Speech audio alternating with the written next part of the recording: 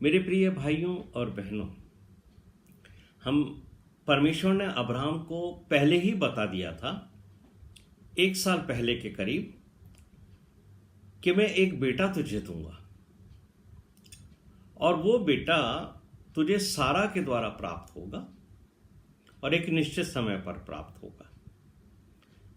उत्पत्ति का 17वां अध्याय 21वें पद में परमेश्वर ने कहा था कि मैं अपनी वाचा इसहाक से बांधूंगा। तो हम यहां पर देखते हैं कि परमेश्वर ने उससे कहा था कि एक नियुक्त समय पर जो बेटा सारा से उत्पन्न होगा वही तेरा वंश कहलाएगा। और जब हम 18वें अध्याय में प्रवेश करते हैं तो हमें देखने को मिलता है कि अब्राहम अपने तंबू के द्वार के ऊपर बैठा हुआ है। उन दिनों में द्वार के ऊपर ही लोग बैठा करते थे और तंबुओं में ही रहा करते थे। और जब परमेश्वर उनसे कहता कि उठो और आगे बढ़ो, तो वो अपने तंबुओं को उठाते और फिर आगे बढ़ते थे। और यही हमने अब्राहम के जीवन में देखा है कि जब जब परमेश्वर ने उसे कहा उठ और आगे बढ़, तो अब्राहम ने तंबू उठाए और सारा और अपना सब सामान लेकर आगे बढ़ने लगा। यहाँ पर यहोवा ने उससे दर्शन दिया, यानी परमेश्वर एक इंसान के रूप में अब्राहम से बातें करने को आया है। यहाँ पर साफ लिखा है कि 3 पुरुष उसके सामने खड़े हैं। अब जब भी हम बाइबल का अध्ययन करते हैं तो हमें मालूम होता है कि बाइबल कहती है कि परमेश्वर को तो कभी किसी ने नहीं देखा है। ये एक सबसे बड़ी महत्वपूर्ण बात है। मनुष्य की इच्छा तो बहुत है कि वो परमेश्वर को देखे, निहारे, उसका रूप देखे, लेकिन पौलुस हमें ये बताते हैं 1 तीमुथियुस 6 अध्याय उसके 16वें पद में कि परमेश्वर अगम्य ज्योतियों में रहता है और न उसे किसी मनुष्य ने देखा है और न कभी देख सकता है। ये बहुत ही स्पष्ट बात है कि परमेश्वर स्वर्गों के स्वर्ग में रहता है, जहां पर अगम्य ज्योतियां हैं, केवल स्वर्गदूत हैं, और परमेश्वर वहां उनके बीच में निवास करता है और वो कभी वहां से हटता नहीं है। वो हमेशा अपने सिंहासन के ऊपर बैठा रहता है। और ओल्ड टेस्टमेंट में परमेश्वर की उपस्थिति जब भी दर्शाई गई है एक मनुष्य के रूप में, तो हमने ये देखा है कि परमेश्वर हमेशा एक पुरुष के रूप में ही यहाँ दिखा है, या स्वर्गदूत अगर उसने भेजे हैं तो वो दूतों के रूप में दिखा है, और दूत भी मनुष्य के रूप में ही दिखाई दिए हैं। लेकिन जब हम ये कहते हैं कि परमेश्वर स्वयं मनुष्य से बात करने आता, तो ये परमेश्वर का कौन सा रूप है? देखिए, परमेश्वर के रूप जो हैं, क्योंकि हम त्रिएक परमेश्वर को मानते हैं, तो पिता परमेश्वर, पुत्र परमेश्वर और पवित्र आत्मा परमेश्वर, ये तीनों के बारे में लिखा है कि ये तीनों शुरू से साथ हैं। पृथ्वी का या इस ब्रह्मांड का जब तक निर्माण नहीं भी हुआ था, उसके पहले से, जब ये पृथ्वी बनाई भी नहीं गई थी, उसके पहले से ये तीनों हमेशा इसके साथ रहेंगे। तो फिर वो कौन सा परमेश्वर है जो अगम्य ज्योतियों में ही रहता है, कभी पृथ्वी पर नहीं आता? तो पृथ्वी पर आने वाला परमेश्वर कौन है जो हमें परमेश्वर के रूप में दिखाई देता है? और उसके बारे में यूहन्ना रचित सुसमाचार का 1 अध्याय उसके 18वें पद में लिखा है, परमेश्वर को कभी किसी ने नहीं देखा, इकलौता पुत्र जो पिता की गोद में है उसी ने उसे प्रकट किया है।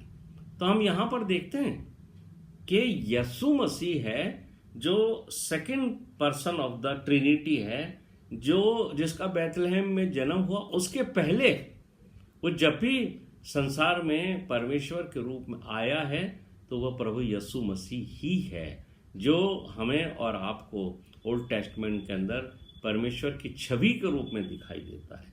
यहाँ पर यूहन्ना स्पष्ट तौर से ये बात कहते हैं कि परमेश्वर को कभी किसी ने नहीं देखा, लेकिन यीशु मसीह ने उसको संसार के अंदर प्रकट किया है। बाप का इकलौता जिसको कहा है, जो पिता की गोद में है, उसी ने उसे प्रकट किया है। तो जब जब भी आपको ये मालूम होता है कि परमेश्वर स्वर्ग से पृथ्वी पर दिखाई दिए हैं, तो वो परमेश्वर पिता नहीं है, तो वो हमेशा अपने सिंहासन पर विराजमान रहते हैं। लेकिन यीशु मसीह जिसको परमेश्वर ने इसलिए बनाया था, इसको रचा था परमेश्वर ने। त्रिएक परमेश्वर का जो ये रूप है, वो रूप ही हमेशा पृथ्वी पर दिखाई देगा, क्योंकि यही रूप मनुष्य के रूप में पृथ्वी पर आया। तो हम इस अध्याय के अंदर देखते हैं 18वें अध्याय के दूसरे पद में कि अब्राहम ने जब इन 3 पुरुषों को देखा तो उनकी तरफ इसलिए दौड़ा कि उनको अपने घर में बुलाए और उनकी पहुनाई करे।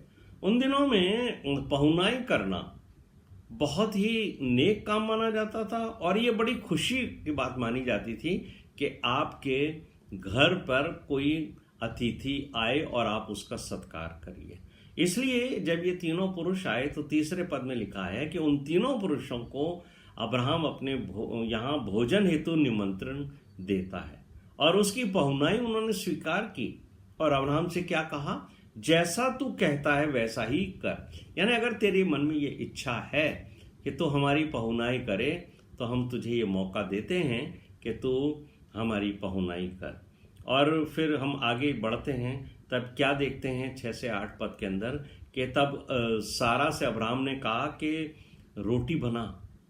सारा के पास बहुत सारी मेड्स थी, बहुत सारे आप देखिए दासियां थी, लेकिन सारा स्वयं पहुनाई कर रही है। कितनी बड़ी बात है कि अब्राहम ने किसी दास दासी से ये नहीं कहा कि इनको खाना बना के सर्व कर दो। नहीं, आज तो हम अपने ड्राइंग रूम में बैठ के बातें करते हैं और सर्वेंट्स खाना बनाते हैं, लेकिन पहुनाई का जो सही तरीका है वो ये है कि अब्राहम ने सारा से कहा कि तू रोटी बना, फटाफट आटा गूंद। और फिर उसने स्वयं वो जो सेवक था उसको कहा कि कुछ मीट वगैरह बनाया जाएगा, नॉनवेज, वो उनके सामने रखा जाएगा। तो तैयार होने के बाद भोजन को स्वयं परोसा उसने और उनके सामने रखा। और जब वो लोग खाना खा रहे थे, उनकी सेवा के लिए वो खड़ा रहा और किसी चीज की उनको जरूरत है। भोजन करने के बाद इन तीनों पुरुषों ने एक बात पूछी। उन्होंने पूछा कि तेरी पत्नी सारा कहाँ है? अभी जो सारा जो नाम है, ये अभी थोड़े दिनों पहले ही परमेश्वर ने बात करके अब्राहम से कहा था कि अब तेरी पत्नी सारे नहीं होगी बल्कि सारा होगी। तो ये जो पुरुष आए हैं स्वर्गदूतों के रूप में, ये जानते हैं कि परमेश्वर ने अब सारे का नाम बदलकर सारा रख दिया है। तो आप इस बात को देखेंगे कि उन्होंने जो संबोधन दिया है वो सारा क्या दिया है। यानी परमेश्वर के ओर से एक बार फिर सारा नाम के ऊपर सील लगाई गई है कि अब्राहम तेरी पत्नी अब सारा कहलाएगी।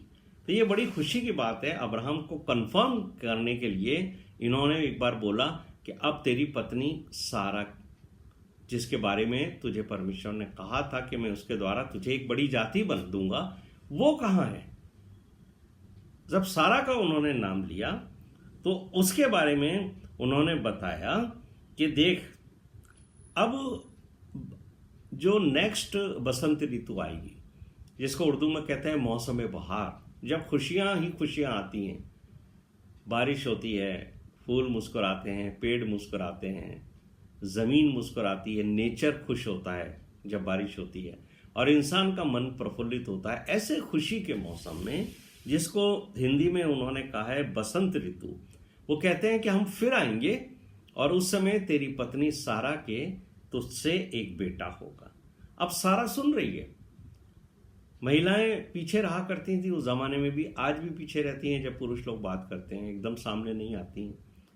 सारा तंबू के द्वार के पास खड़ी हुई है या बैठी हुई है और वो सुन रही है कि क्या बातचीत हो रही है। और जब ये स्वर्गदूतों ने अब्राहम से कहा कि सारा के 1 वर्ष के बाद एक बेटा होने वाला है, 1 वर्ष के बाद, तो सारा के बारे में लिखा है 11वें पद में कि सारा मन में हंसी। क्यों हंसी? ये सोचकर कि मैं बूढ़ी हूं और मेरी वो उम्र भी चली गई जिस उम्र में महिलाओं के बच्चे होते हैंगे, और अब तो इंतजार करते करते मैं थक भी गई हूं। और वो अपने आप पर हंस रही है। मेरी ये आयु पार हो गई और उसको मालूम है कि मेरा शरीर और मेरे पति का शरीर अब उस अवस्था से आगे बढ़ गया है जब बच्चे पैदा करने की सामर्थ्य शरीरों में होती है। तो सारी उम्र एक बच्चे की राह देखते देखते, उम्मीद देखते देखते अब इन बातों पर विश्वास करने का कोई कारण ही नहीं बचा है। एक मनुष्य के रूप में वो अपने शरीर की दशा को जानती है, इसलिए सारा को अपने ऊपर हंसी आ रही, वो परमेश्वर की बात पर नहीं हंस रही, क्योंकि उसे यकीन ही नहीं हो रहा कि क्या ये खुशी भी मुझे मिल सकती है क्या। यही है कि वो उस खुशी को जो अनएक्सपेक्टेड है, क्या वो मुझे मिलेगी, इस बात के ऊपर उससे हंसी आ रही है। और 13वें पद में लिखा है, सारा मन में हंसी है, लेकिन फिर भी परमेश्वर ने उसकी हंसी को सुन लिया है। मुझे और आपको एक लेसन मिलता है यहां। हम मन के अंदर जो भी विचार करते हैं वो एक एक विचार परमेश्वर सुन लेता है, पढ़ लेता है। हमारी इच्छाओं को भी परमेश्वर जान लेता है कि हमारे मन में क्या विचार उठते हैं। और जब परमेश्वर ने ये बात सुनी, अब्राहम ने तो बोला भी नहीं है, सारा ने तो बोला भी नहीं है, अब्राहम ने भी नहीं सुना, लेकिन फरिश्तों ने सुन लिया है। स्वर्गदूत जो इस समय आए हुए हैं उन्होंने सुन लिया है और उन्होंने अब्राहम से कहा, उसको तो वो 2 बार बोल चुके थे ना, पहले भी उसको बोला था कि तेरे बेटा होगा और परमेश्वर ने कहा था तो उसका नाम इसाक रखना, और आज फिर वो उसको कह रहे हैं कि तेरे बेटा होगा, तेरी पत्नी जो है उसके 1 वर्ष के बाद बेटा होगा। 2 बार उन्होंने कह लिया है। तो सारा के हंसने का जो बात थी उसके बारे में उन्होंने अब्राहम से कहा कि भाई तूने अपनी पत्नी का विश्वास इतना कमजोर क्यों रखा? क्या परमेश्वर के लिए कोई बात असंभव है? क्या परमेश्वर किसी भी चीज को पूर्ण नहीं कर सकते? तुम्हें लगता है कि तुम्हारे शरीर की सामर्थ्य कम हो गई है और तुम अब बच्चे पैदा नहीं कर सकते हो, लेकिन क्या परमेश्वर के सामने कोई बात असंभव है? तुम क्यों इस बात के ऊपर विश्वास नहीं कर रहे हो? और यही बात मुझे और आपको समझनी थी है कि परमेश्वर अपने वादे को हमेशा पूरा करता है। अगर परमेश्वर ने अब्राहम से ये वादा कर दिया कि तुझे एक बेटा मिलेगा, तो वो होगा, चाहे आपकी स्थिति कैसी भी क्यों न हो।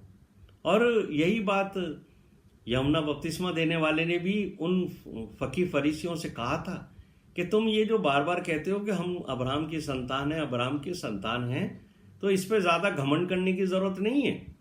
परमेश्वर तो अब्राहम के लिए पत्थरों से भी संतान उत्पन्न कर सकता है, क्योंकि परमेश्वर के ऊपर वो विश्वास रखता था और परमेश्वर भी अब्राहम से बहुत प्रेम करता था। तो जब सारा हंसी, उसको विश्वास नहीं हुआ, अपने शरीर की दुर्दशा और शरीर की हालत की वजह से उसको ये विश्वास नहीं हो पा रहा था कि क्या मैं कभी मां बन सकती हूं।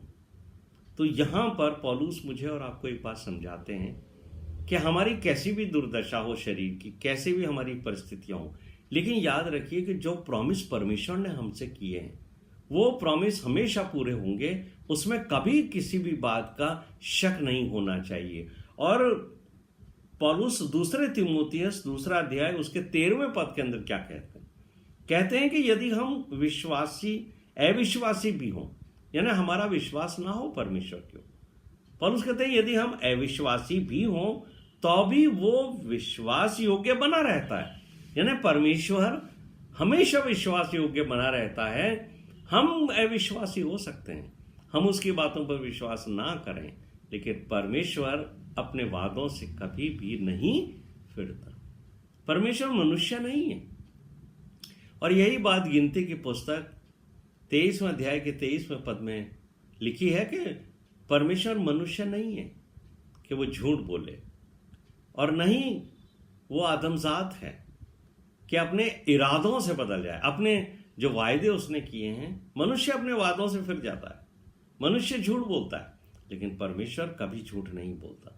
इसलिए उत्पत्ति का अध्याय 18वां अध्याय उसके 16वें पद में यहाँ पर ये बात लिखी हुई है कि ये जब सारी पूरी बातें हो गई, सारी घटनाएं हो गई, तो खाना इन लोगों ने भोजन कर लिया, तो अब्राहम इनको छोड़ने के लिए, जब ये लोग अपने गंतव्य स्थान के लिए निकल रहे थे कि हम आगे बढ़ें, तो उस समय एक ये शिष्टाचार हुआ करता था कि जिस घर में पहुनाई होती थी, जिस घर का में मेहमान ठहरते थे, जब वो विदा होते थे तो उनको विदाई देने के लिए घर का जो स्वामी होता था कुछ आगे कुछ दूरी तक उनको छोड़ने जाता था। तो 16वें पद में लिखा है कि वो उसी परंपरा के अनुसार अब्राहम इन तीनों को कुछ दूर तक छोड़ने के लिए गया।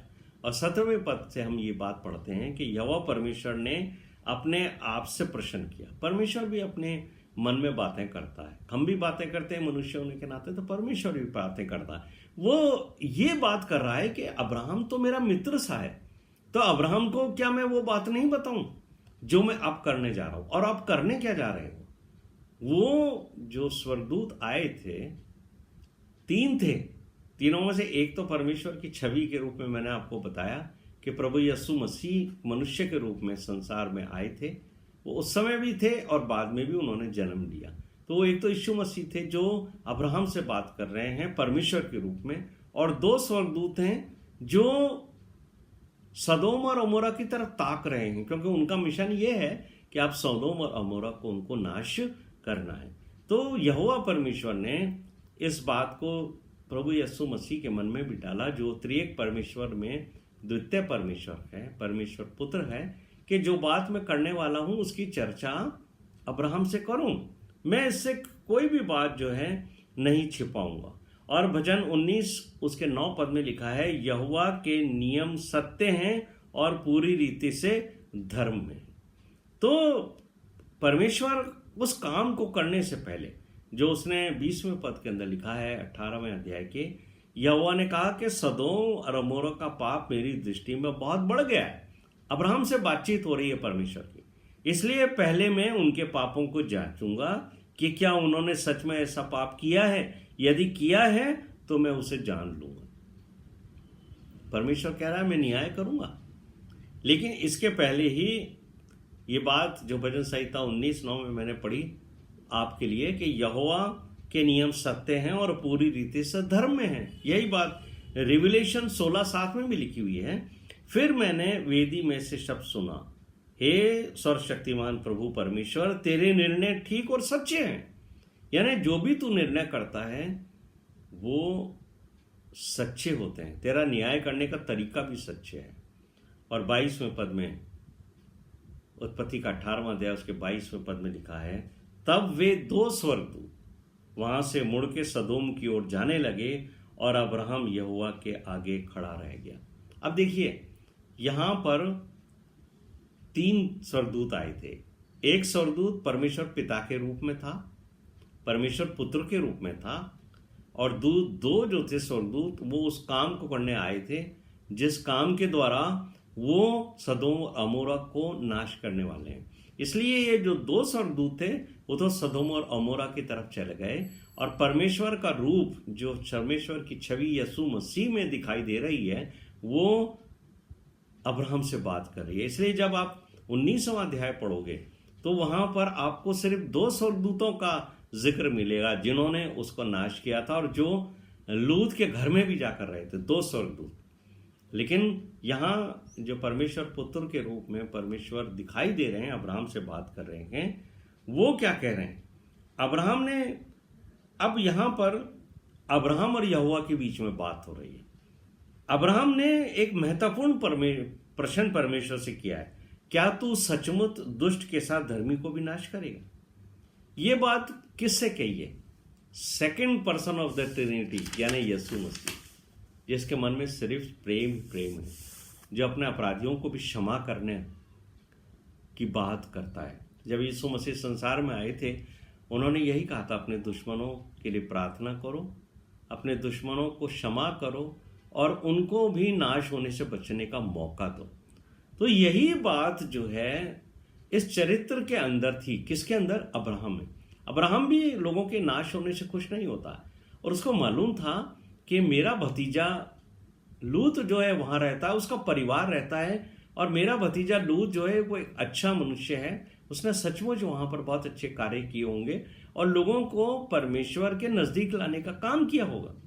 इसलिए जब ये वार्तालाप अब्राहम और परमेश्वर के बीच में हो रही है तो 23वें पद में लिखा है कि अब्राहम परमेश्वर के समीप आया और बहुत आकर नजदीक आकर के एक इंटरसेसरी प्रेयर वो कर रहा है, यानी बहुत ही इफेक्टिव प्रेयर कर रहा है। जब हम दूसरे लोगों के लिए प्रार्थना करते हैं, दूसरे लोगों के लिए बात करते हैं, तो ये इंटरसेशन होता है।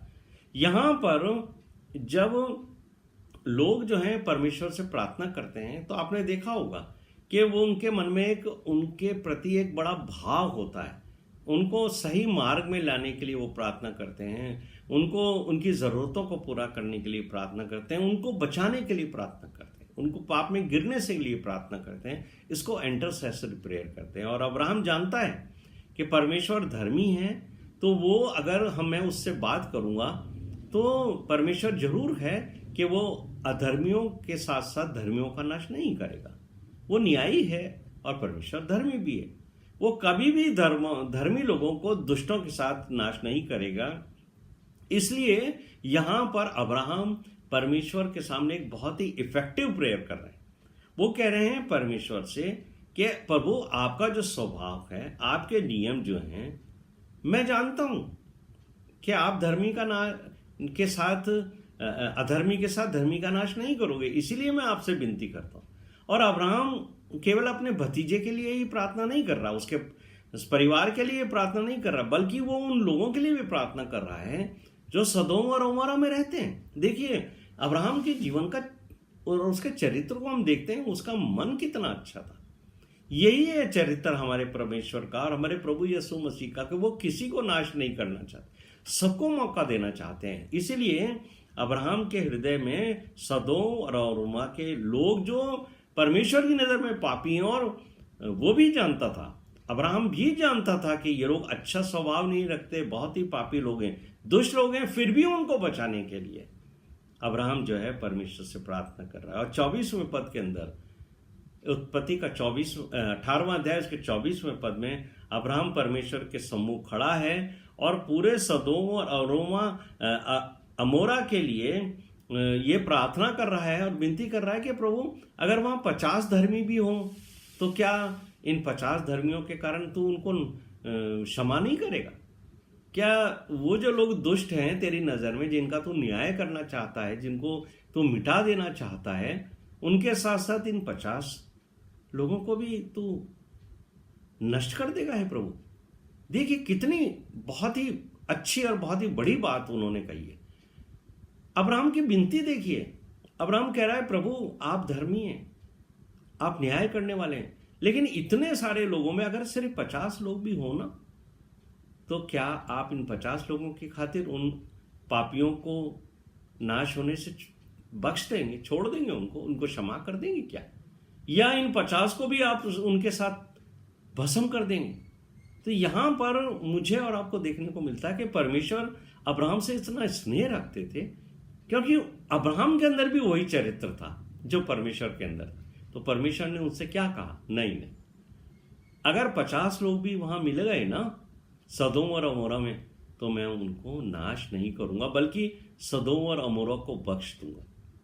अब देखिए, अब्राहम जो था वो उसके हृदय में एक भावना आई, हो सकता है कि 50 से कम हो, तो संख्या से क्या फर्क पड़ता है? परमेश्वर तो दयावंत है ना, उनके मन में तो बहुत दया है। यहां उसने एक बात फिर परमेश्वर के सामने रखी कि हे प्रभु जी, अगर मान लीजिए 5 कम हो जाए, 50 नहीं भी हो, तो आपकी दया तो बड़ी है ना, आप संख्या पे थोड़ी जाते हो।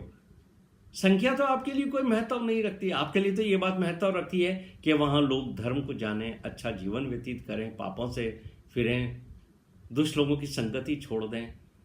तो अगर 5 कम भी हो जाएं, 45 हो, तो क्या आप उन 45 के खातिर उनको क्षमा कर दोगे, या उन 45 को भी उन लोगों की साथ ही नाश कर दोगे? तो परमेश्वर ने कहा चल भाई, मैं इस बात को भी मानता हूं, अगर 45 भी मिल गए तो मैं उस स्थान को नाश नहीं करूंगा। यहां से थोड़ा अब्राहम को कॉन्फिडेंस आया कि मेरी बात को परमेश्वर तवज्जो देते हैं, मेरी बात को भी परमेश्वर स्वीकार करते हैं। हालांकि मैं तो मनुष्य हूं, परमेश्वर के साथ इस तरह से न तो मैं बात कर सकता हूँ, न बहस कर सकता हूँ, न मैं ये कह सकता हूँ कि नहीं प्रभु आपको उनको नाश करने से बचाना होगा। पर परमेश्वर जानते थे कि अब्राहम के हृदय में न सिर्फ अपने भतीजे लूत और उस परिवार के लिए ही ये इच्छा है कि उनको बचा सके, बल्कि वो जानता है कि और लोगों को भी यदि वो धर्मी हो तो परमेश्वर बचा। इसलिए जब अब्राहम ने देखा कि परमेश्वर मेरी बात को महत्व दे रहे हैं, तो उसने संख्या को 10 से और कम किया, और फिर वो कम करता चला गया, और अंत में आकर 10 की संख्या रुक गई। अब्राहम ने सोचा कि भाई 4 लोग तो मेरे भाई लूत के परिवार में हैं, लूत है, उसकी पत्नी है, उसकी 2 बेटियां हैं, तो कम से कम इन लोगों के परिवार का इतना प्रभाव तो रहा होगा कि 5-6 लोग तो 6-7 लोग और जो हैं वो उनका जीवन इनके द्वारा बच गया होगा, तो कम से कम 10 लोग तो वहाँ होंगे ही। तो अंतिम बात जो छुटी है वो ये रही कि परमेश्वर से अब्राहम ने कहा कि 10 लोग भी अगर वहाँ हों तो क्या प्रभु आप नाश करोगे उनको? तो परमेश्वर ने उससे एक वादा किया कि यदि मुझे सदोम और अमोरा में 10 लोग भी मिल गए ना, तो मैं इनको नाश नहीं करूँगा। ये आश्वासन परमेश्वर ने, जो एक स्वर्गदूत के रूप में वहाँ उपस्थित थे, अब्राहम को दिया कि अगर 10 भी धर्मी मिल जाएंगे तो मैं जो हूँ उनका नाश नहीं करूँ। हृदय की इस वेदना को परमेश्वर ने समझ लिया जो अब्राहम के हृदय में थी, और 33वें पद में लिखा है कि यहोवा अब्राहम से बातें कर चुका, तब उसके पास से स्वर्ग में चला गया और अब्राहम भी लौट गया। अब्राहम वापस अपने घर आ गया, अपने तंबू पर आ गया। परमेश्वर पुत्र के रूप में जो दिखाई दिए थे परमेश्वर, वो स्वर्ग को वापस लौट गए, और वो जो 2 दूत थे, वो दोनों दूत जो हैं वो सदोम की तरफ बढ़ गए। शायद अब्राहम ने सोचा होगा कि लूत और उसके साथ 6-7 लोग और होंगे जो परमेश्वर के वचन के द्वारा अपने आप को बचा लेंगे, और न सिर्फ अपने आप को बचा लेंगे बल्कि इन 10 लोगों की वजह से पूरा सदोम और अमोरा बच जाएगा। लेकिन मेरे प्रिय भाइयों और बहनों, हम आगे के अध्याय में देखेंगे कि जब परमेश्वर ने न्याय करने का अवसर लिया, जब परमेश्वर ने ये विचार किया कि मैं इस स्थान का न्याय करूँगा, तो परमेश्वर जानता था कि वहाँ पर 10 लोग भी धर्मी नहीं हैं। इसलिए परमेश्वर ने अपने 2 दूतों को भेजा कि यहाँ से सिर्फ और सिर्फ लूत, उसकी पत्नी और उसकी दोनों बेटियों को निकाल लाओ, उसके बाद मैं इस शहर का न्याय करूँगा। और न्याय के लिए परमेश्वर ने पहले से योजना बनाई थी कि इनको संपूर्ण रीति से नष्ट कर दूंगा। जो स्थान जिसके लिए अगर आप ये पढ़ेंगे, अध्ययन करेंगे, मैंने पिछले अध्यायों में भी आपको बताया था कि सदोम और अमोरा जब तक कि लूत वहाँ प्रवेश नहीं करा था लूत ने, तब तक अदन की वाटिका की जैसी फलवंत स्थान था। वहाँ पर परमेश्वर की इतनी ब्लेसिंग्स थी, जितनी ब्लेसिंग वहाँ पर थी अदन की वाटिका में, इतनी फलवंत जगह हुआ करती थी। और यही उस भूमि का कि वहाँ पर इतना अच्छा अनाज होता है, फल फ्रूट होते हैं, और वो सिंची हुई भूमि है। इसी वजह से जब लूत अब्राहम से अलग हुआ था तो उसने ये स्थान पसंद किया था कि मैं इस स्थान को, जो सिंची हुई भूमि है, जो सदोम और अमोरा की भूमि है, जो परमेश्वर के अदन की वाटिका की जैसी फलवंत भूमि है, मैं वहाँ बसूंगा। लेकिन वो नहीं जानता था कि वहाँ पर जो लोग निवास करते हैं उनमें शैतान की आत्मा इस तरीके से भर गई है कि एक एक व्यक्ति दुष्ट हो गया है। लेकिन अब्राहम को लूत ने चीट किया था, और उसने वो सारी भूमि ले ली थी जो सदोम और अमोरा के आसपास थी, और वो वहाँ जाके बस गया था। और उसके बसने के बाद जब वो वहाँ अंदर जा कर के रहने लगा सदोम और अमोरा में, तब उसने वहाँ विवाह कर लिया, उसके 2 बेटियां भी हो गई। लेकिन वहाँ रहते हुए भी वो वहाँ के निवासियों के हालात देखकर दुखी होता था, परेशान होता था, लेकिन चॉइस उसकी थी। जब उसने अब्राहम को छोड़ा था तब उसने इसी स्थान को स्वीकार किया था अपने रहने के लिए। 18वें अध्याय में हमने देखा कि अब्राहम की प्रार्थनाओं को परमेश्वर ने सुना। पहले उसके घर आए परमेश्वर और उसके दूत और उसको आश्वस्त किया कि 1 वर्ष के बाद तेरी पत्नी सारा के एक पुत्र होगा और हम उस समय भी तेरे घर में आएंगे। और फिर वहाँ से जब अब्राहम के साथ वो बाहर निकले तो परमेश्वर ने अब्राहम से बातें की और स्वर्ग पर चले गए। और वो जो 2 दूत थे, वो दोनों दूत जो हैं वो फिर सदोम और अमोरा का न्याय करने के लिए परमेश्वर की ओर से जो नियुक्त किए गए थे वो सदोम और अमोरा की तरफ बढ़ गए। प्रभु इस वचन के ऊपर आशीष दे और इस वचन को समझने के लिए हमें बुद्धि और ज्ञान दे। आइए हम प्रार्थना करें।